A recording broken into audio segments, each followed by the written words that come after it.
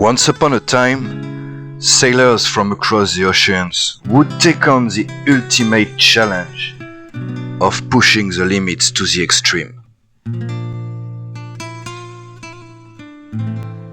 Today, we write a new page in the story of the Mont Malefic of the seas.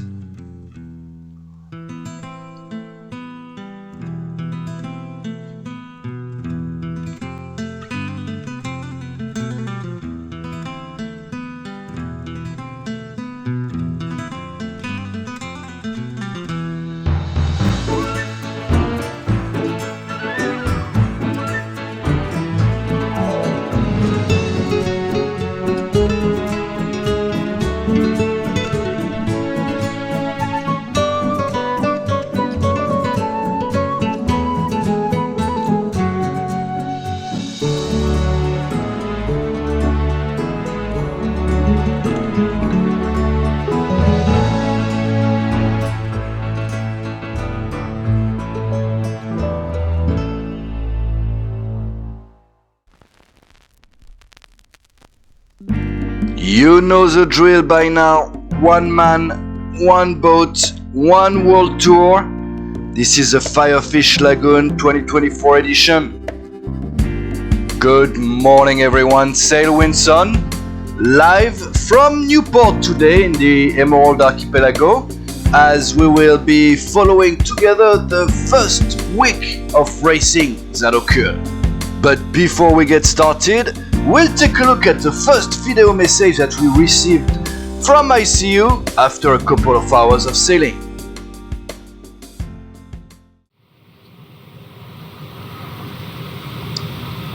Good morning. First sunrise of this journey, which almost make up for quite a difficult night. The wind starting to fall at dusk and then starting to blow from the east, gradually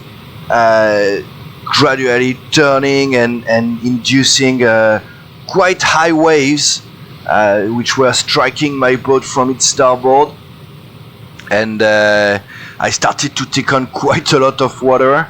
Was struggling to maintain 6 knots, and yeah, so couple of rough hours. By 11 p.m. I crossed into the 29th latitude. If we look at the map real quick, we'll see, yeah, so I crossed into 29th, FireFish Lagoon is in 28th, so I had a couple of hours quite slow, but then I started to maintain about 8 knots, and that's when I went to bed. After I had to move my ballast to try to control my list, and I was fairly slow for a few hours. Needed time to get the water out, and then this morning I woke up. I don't need my lights anymore. I woke up around 6. With the winds that had turned again, so now it's coming from the south, so it's we're heading northeast, so it's not too bad. I'm gonna take my breakfast in a minute here, but I was quite happy to see that we were doing around 12 knots for the last 2 hours. I don't know if we're still able to maintain this. Yeah, you see, 12 plus. So that's quite encouraging. I could see FireFish Lagoon when I woke up, but looks like we're making such a great speed that it has disappeared. Let me grab my spyglass here, and let's see. It's not the best, but yeah, I'm not sure the lagoon is still in sight. Okay. So good progress. I'm gonna have today to rearrange my ballast a bit better, but Otherwise, the skies look quite clear. We're still facing quite a big seas, but that's what I don't mind too much. All right. So I have an orange and a bunch that I had started to dry. I'm gonna make sure, even though I don't seem to need fruit just yet. Excuse me. Okay, perfect. Yeah, it tends to be a bit violent, but okay, cool. Some orange slices.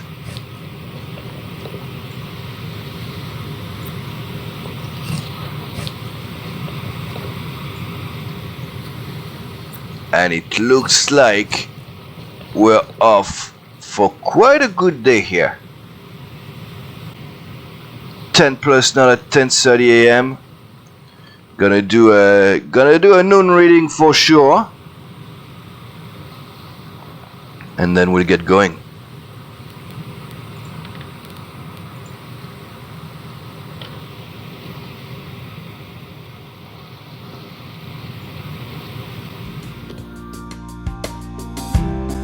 Always nice to get such insight into the race, especially in the early hours. It looks like ICU was in a good place right there. And we'll now see if he was able to reproduce that for the rest of the week. So if you want to bet where ICU and his ImoJunk are by day 7, do it now or stay quiet forever.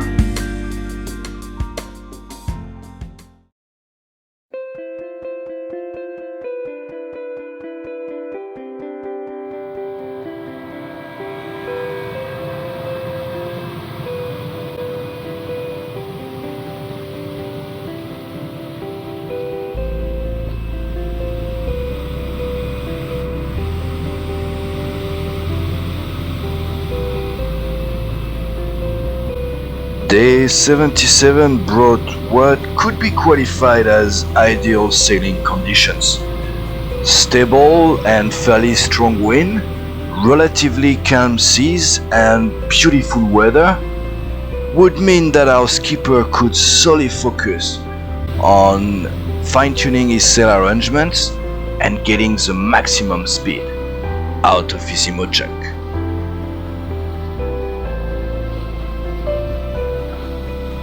Going to the archipelago would mean taking a northeast route most of the way, which is exactly what ICU did at quite an incredible speed, with Dragon Cliff coming in view early in day 78.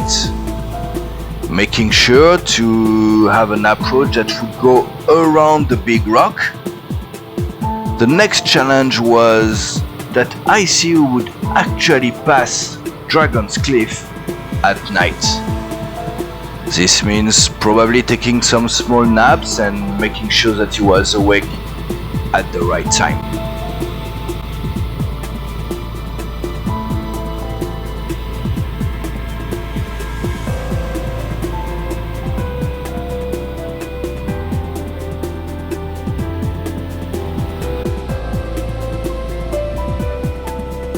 As the sun rises the next morning, Dragon's Cliff was behind, and we'll let ICU describe how he feels at this stage of the race.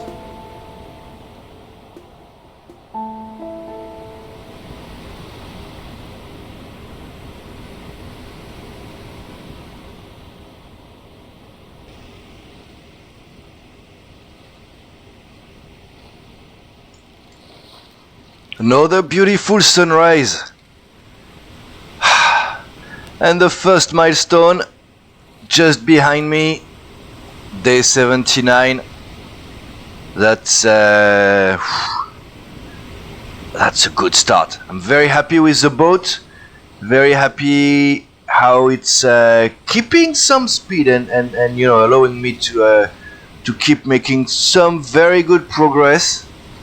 And I kept my lights on the entire night, because you know, being that close from the different islands of the archipelago, collision is not out of the question.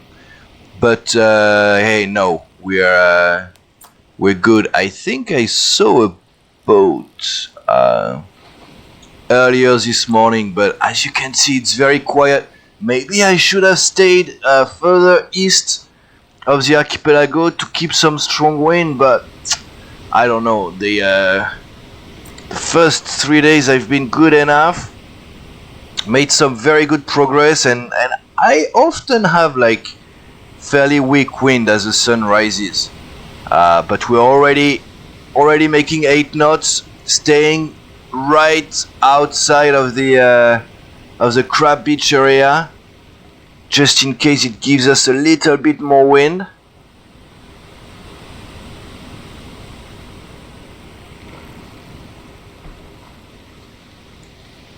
Doing well with supplies, still on my first barrel of water,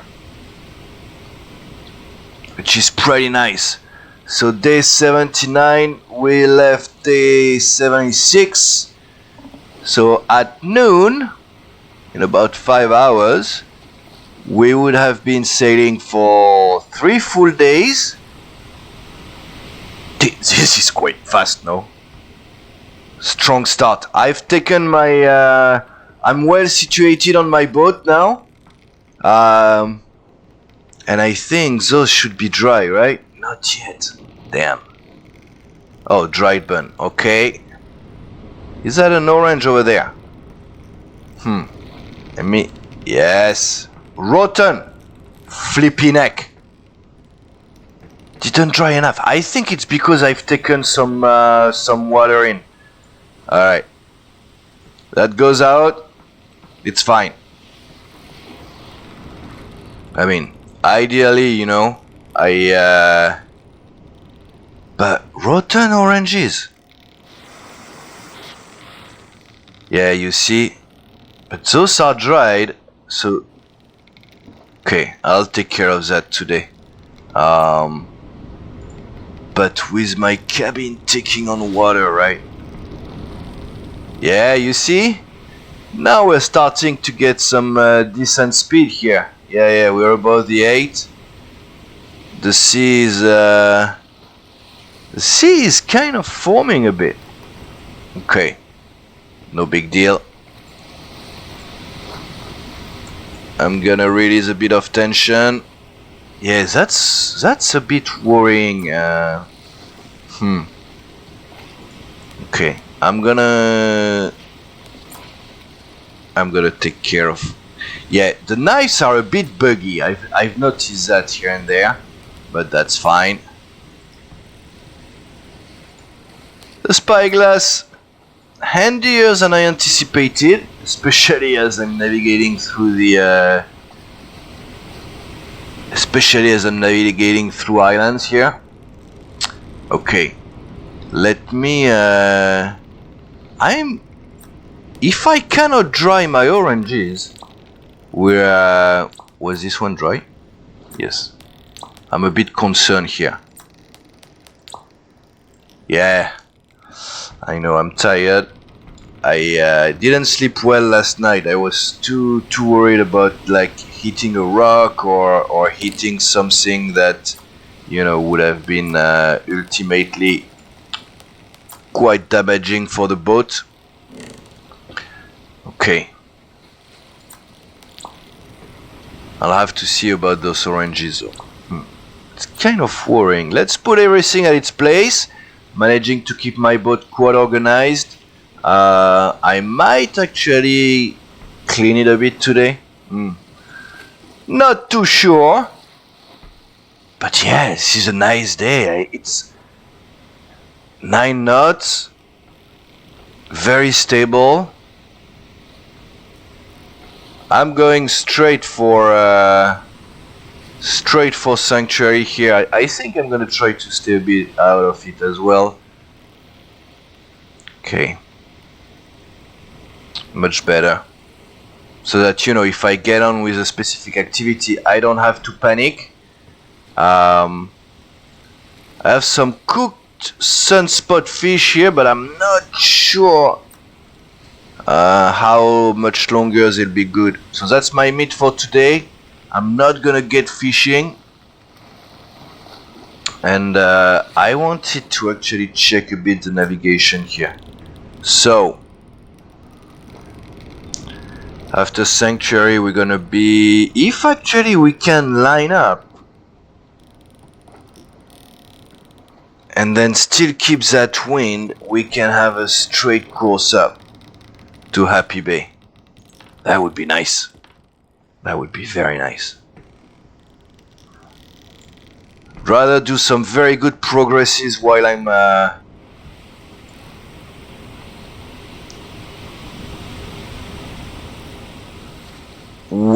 early in the journey, early in the race, making some good progress.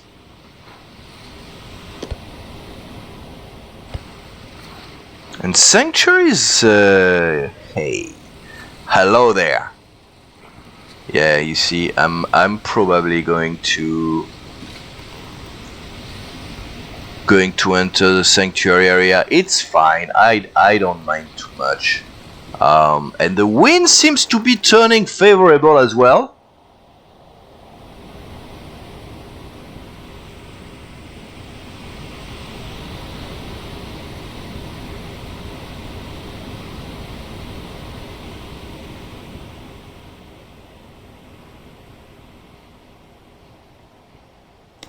Very nice.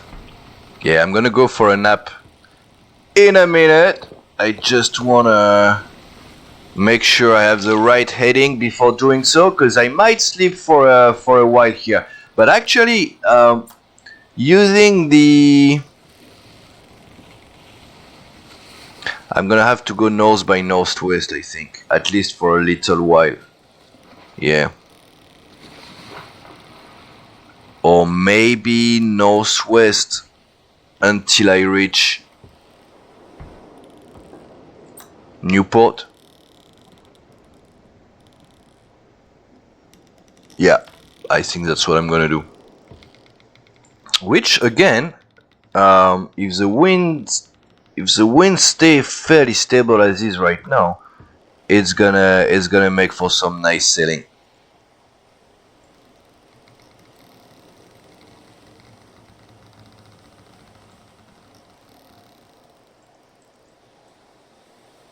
Wouldn't mind a bit more wind though.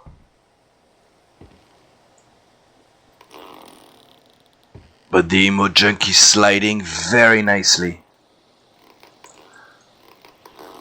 Not gonna complain here.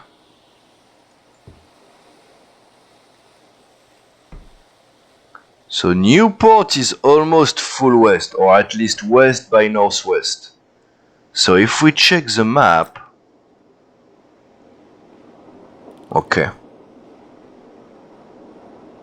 Yeah, I'm gonna go north by northwest for now. Do I want the map with me? No, not really. We're gonna have plenty of time to do navigation readings in the next couple of days. Damn, day 3.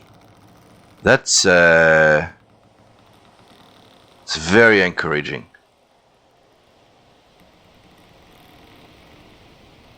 Alright, north by northwest it is. We're gonna open up. Yes.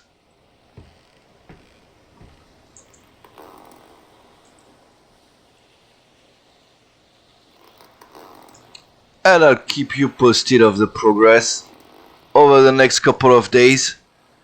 We're off to the first checkpoint. Close to 10 knots. A flat sea. Amazing.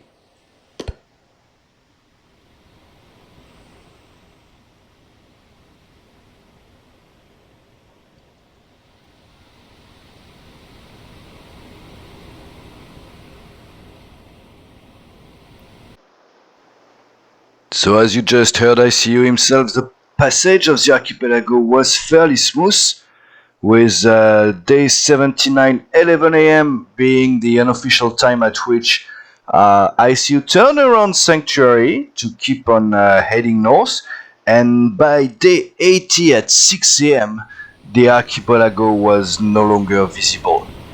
But surely, such calm seas wouldn't last.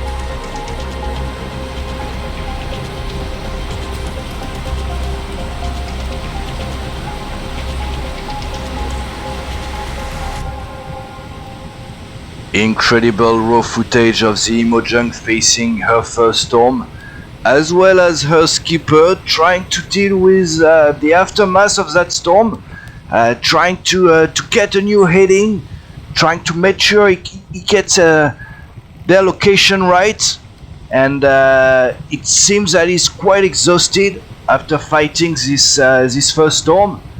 Probably gonna put a bit of a dump on the great start of the race so far.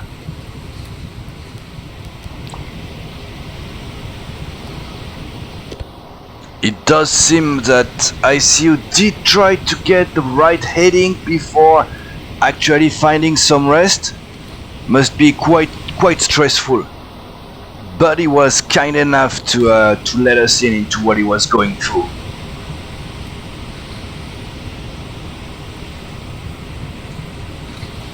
So I just wake up from a nap, and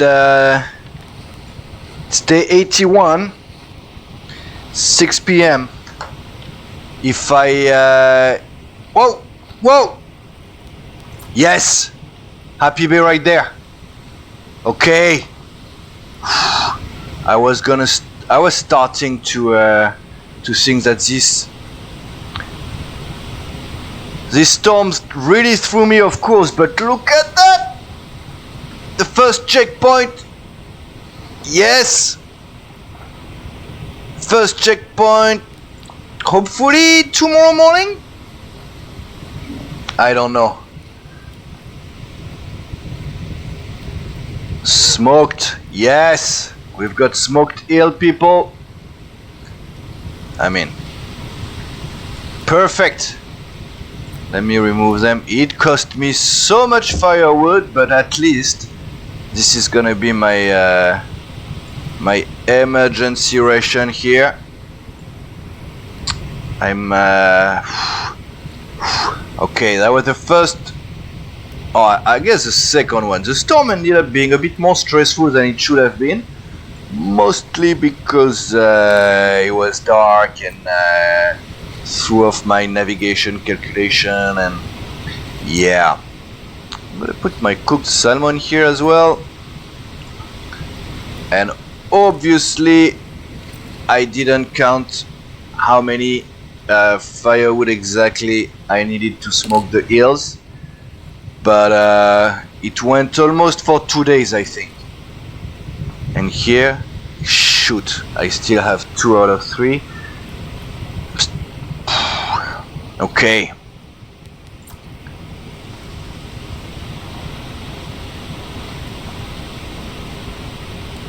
So we'll see where we are in the morning, but hopefully, yes. I love this boat. I love this race, even though I might have lost a bit of time, but so day 81, we left day 76.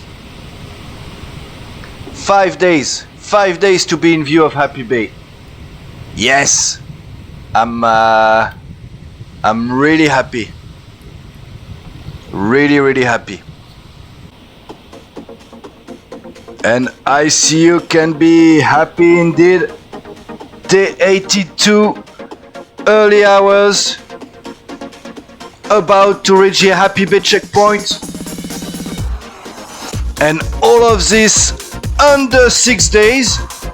I mean, under 6 days if the boat crosses the checkpoint before noon. Must be quite a relief after that storm and kind of being a bit lost. To be able to reach that first key milestone of the race, which will also give us a very good benchmark as to the pace that the ImoJunk has been sustaining for the first 5 days of the race. I'm in Newport because I didn't think he would be at Happy Bay by day 7 and if only by day 6. But hey, that's a nice surprise. Tack underway for the last straight line to the checkpoint.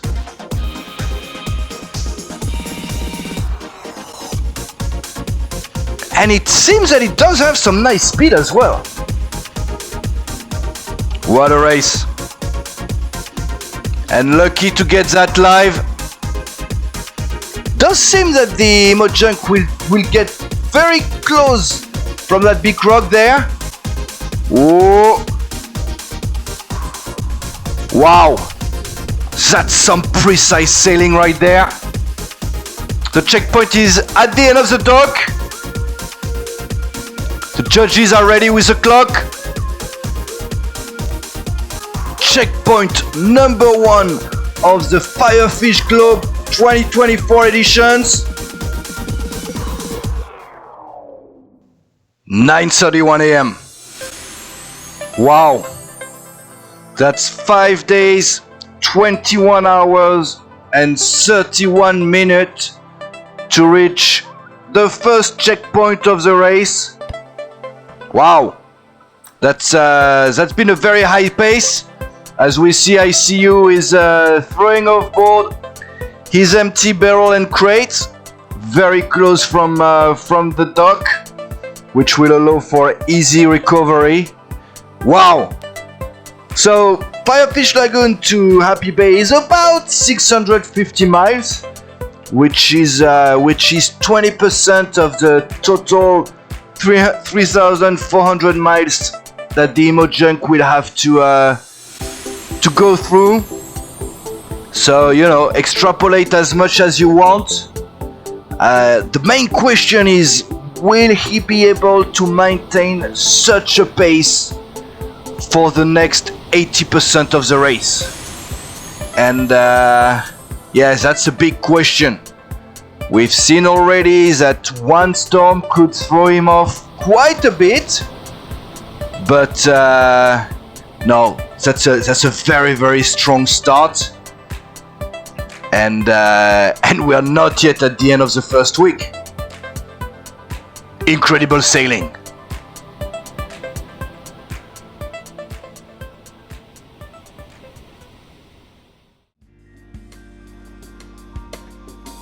And before we go over the last 24 hours of racing for that first week, we are back in Newport, and over the course of this coverage, we have heard ICU talking about, you know, how he's trying here and there to manage a balanced diet.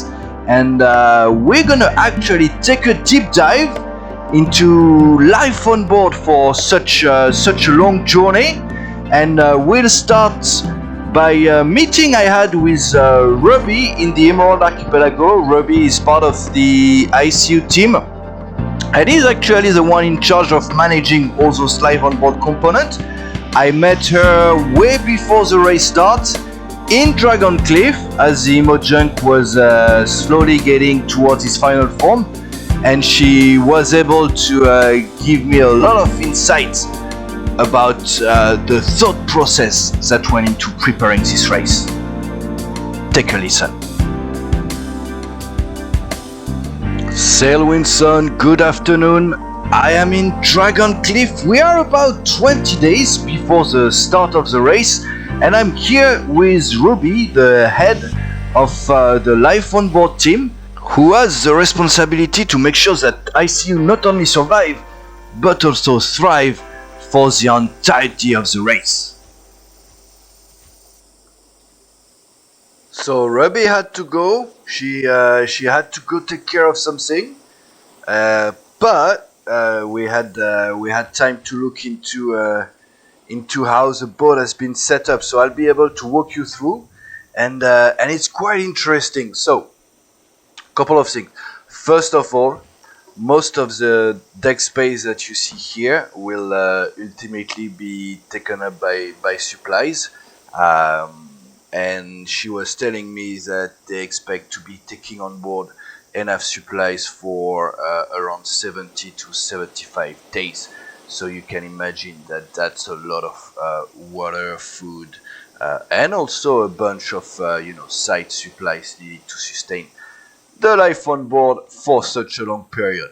But we're gonna start with the command post. So here you have shelf space available to put some tools and such. The rigging is not the final one. It's not the rigging we're gonna see during the race, but that's not why we're here today. Easily accessible from the wheel here.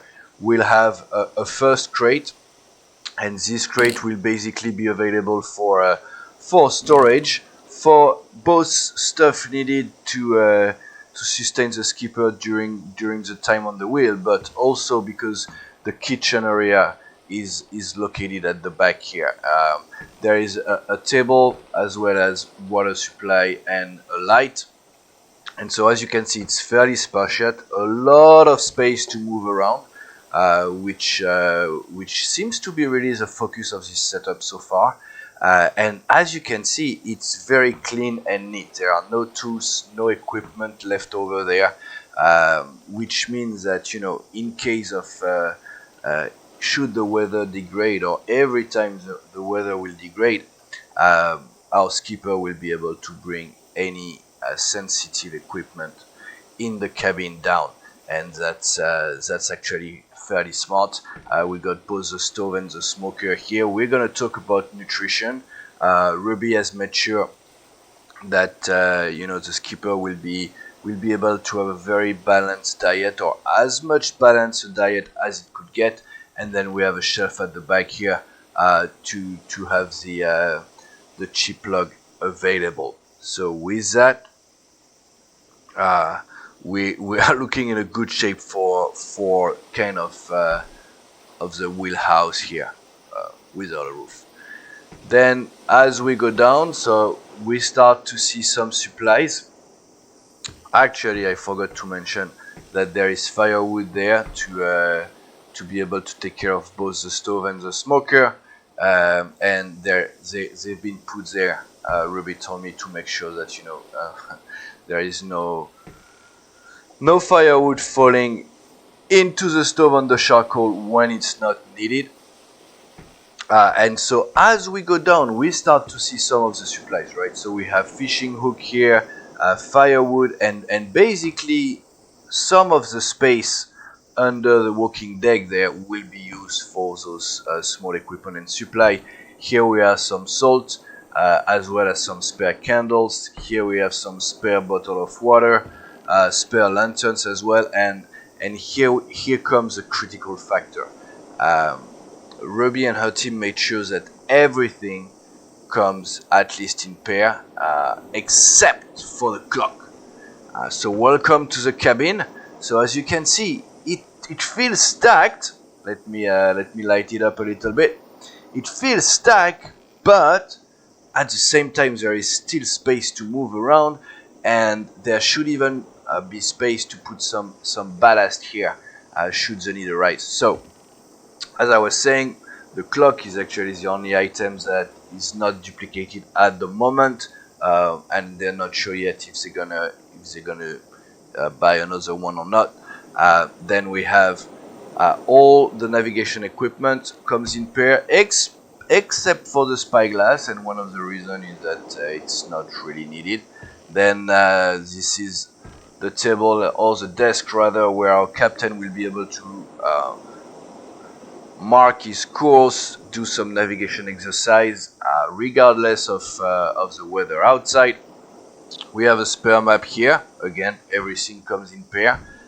Here we're gonna have a second crate, which gonna be able to take care of the need of our captain. Down we have the broom, as well as 2 fishing poles here. Only 1 broom, because you know, should it fall over sea, that's not the biggest issue. Although Ruby told me that they were still wondering whether it's gonna be doubled up or not. Then, interestingly enough, we have a mattress, right? And that's actually a request of the skipper. And the idea is that when the weather allows it, if the skipper decides to do so, he can put a mattress on the upper deck and sleep close to the wheel. Probably, you know, some souvenir from ICU's time on small boats. And the last component of the cabin is actually this dryer. So it's in the cabin because drying food can be damaged by water. So that's why it's inside there, nicely tucked under the stairs, so not underway. Then we have 2 knives, as well as 1 manual should our skipper forget how to you know, keep a balanced diet. So as you can see, you have all the different combination of food preservation, and once the boat is fully charged with or loaded rather with all its supplies, it will be able to get the proper intake of food, or rather of vegetable, fruits, meat, and fish. So that's for a big component of this trip. Continuing with the lighting, so it's gonna be completed probably closer to the destination in the FireFish Lagoon with some blue lights, but the idea is to provide perfect lighting throughout the boat, especially where those winches are located, so that should there be maneuvering needed during the night, it can be done with a good understanding of what the skipper is doing. And we have a light at the bow of the ship, as well as at the stern. That's more for navigation perspective, or visibility rather, collision being a risk at several steps during this race. So really cool. Probably some minor adjustments will be made between now and the departure. We are now day 55, and the departure is scheduled for day 75. So probably some more fine-tuning to be done as our ImoJunk is making its way south. Thanks again to the whole team for opening up like this and sharing with us all those critical steps in preparing the boat for its race. And I think the skipper actually wants to share a bit more with us on storage and life on board. Hey viewer of Face Train TV, my good friend Sel asked me to give you a quick look into how I manage my supplies and my ballast here, and you know, because I don't have much else to do, right? I'm gonna oblige here. It's the morning of day 83, closing on 1 week of racing, and it feels good. I can't see Happy Bay in the distance. and we're gonna ignore the rain for now. I'm gonna have to get the kitchen going and stuff, but so first off, let me grab that just in case we have some light issue as we go down. So I've got all my fishing hooks here, still have plenty of those, so I'm feeling quite happy. I'm gonna put that out of the way because it's gonna disturb me. I need to replenish. I was about to tell you, here I have my crate of hook. Let me throw a line real quick. Excuse me. Thank you. Just to get things going a little bit. So yeah, so I have all my fishing hooks here. I think it's minimal weight, and it's under the main deck here, so it's quite cool. After that, I have my oranges here. I have another one right there, which I haven't needed to open, and I'm actually surprised that I don't need fruit right now, but that's fine. And then, so I have obviously all my barrels of water. All those are full right now, and as you can see, I'm using most of them as ballast as well. And while I'm talking about ballast, let me yeah, because you know we're still racing, right? So I should be doing 8 knots. Yeah, 8 plus almost 9 actually, which is great, because I'm heading yeah, I'm gonna say north. I'm gonna adjust a little bit, shouldn't be an issue here, but yeah, we should make good progress after a somewhat slow exit out of somewhat small exit out of Happy Bay. Yeah, we're gonna start gaining speed here, I think. Okay. Anyway, let's go back to our load, or maybe not.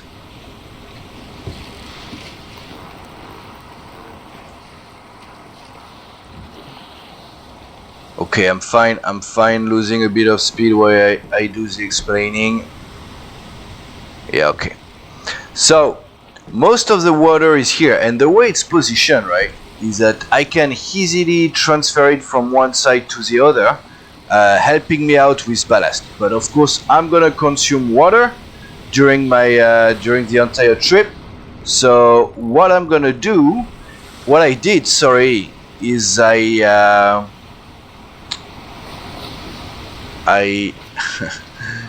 oh, yeah. You know what? I'm gonna pull this one because the seas are getting a bit big. So I'm gonna try to keep my fin sail in good tension, but at the same time, not so much that we're taking on water like crazy. Quick check on speed. Yeah, race goes first.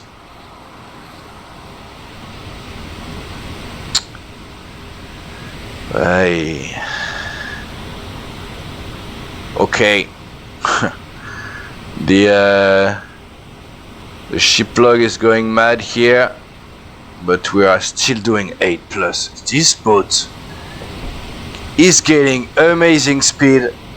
It's insane, and looks like I'm up for quite some sailing here, but never mind. 8:35, still have time. So in addition to my water for ballast, I've actually took on 2 missions that I will never deliver, but that's fine. One is 3 cases of gems, 480 pounds, so quite heavy, but also quite small. I have 2 of them here, 1 of them down, and that gives me a lot of flexibility with what I want to do with my ballast. and the second one is rice, which is 120 pounds. So I have 500 pounds of permanent ballast, and then I don't think I'm gonna go over all the water here, and because of that, damn, because I'm not gonna use all of my water, that's gonna give me still some good some good ballast for a while.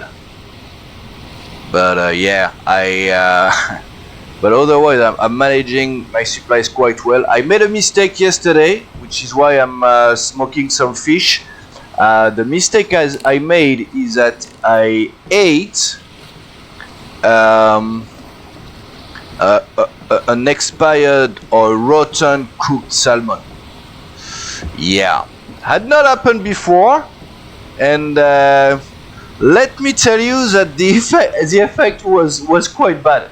So basically, it took away a lot of food and water as well from my bars, and I was already very low on health, or on sleep, or on energy, I guess. So I'm not sure how that went, but so I had to eat 2 of my smoked eels that I had smoked as my kind of long-term supplies. So I only have 1 left, and I'm starting to rebuild slowly my smoked fish. But yeah, don't eat rotten food. Okay, all right, I'm gonna focus back on the race and see how much speed I can get in those high seas. Pwah, close to 10 knots. Taking on a lot of water now.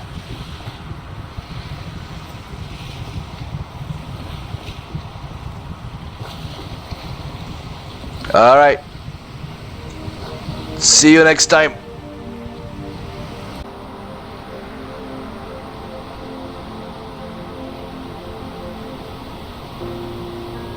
Thanks, bud, for taking the time, and good luck for the next few days. The next big milestone being the East Wind Cape. That's anyone's guess how many days ICU will need to reach this milestone. We are off to a very strong start here for that first week of sailing, the FireFish Globe 2024 edition. And after 1 week of race, ICU is almost at the 37th latitude, straight up north from Happy Bay. So still a few days away from even seeing Mont Maléfique.